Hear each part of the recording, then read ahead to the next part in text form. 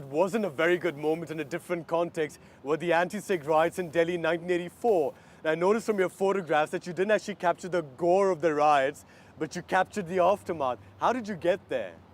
Well, I was actually part of a very spontaneous relief team that was set up,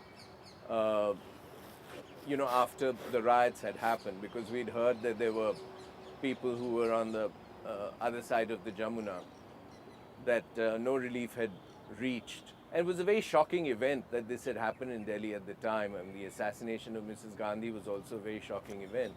But the violence which followed, kind of made it much, much worse.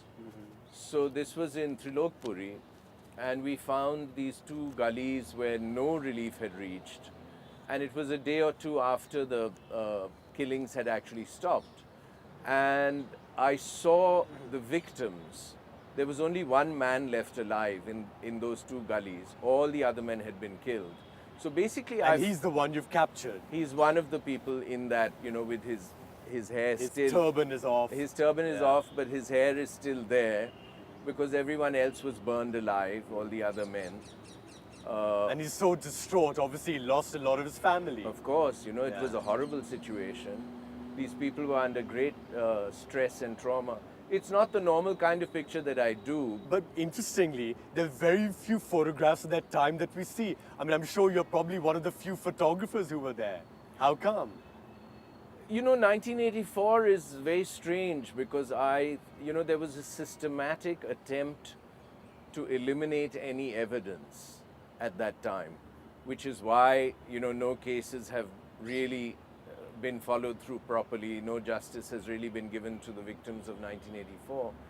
And I don't know how that happened in the press offices, because there are 2 or 3 photographers who did get pictures of the gory violence, the bodies in the railway stations and the trains, people who had been killed.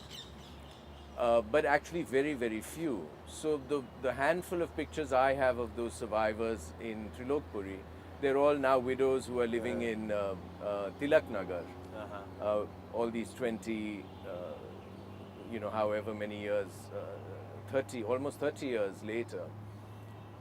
It's strange, but those pictures are, bear witness to that time. And of course, it wasn't the age of television news, unlike during the Gujarat riots. Right, and it was also not, a situation where everybody had mobile phones with cameras or video on the phone.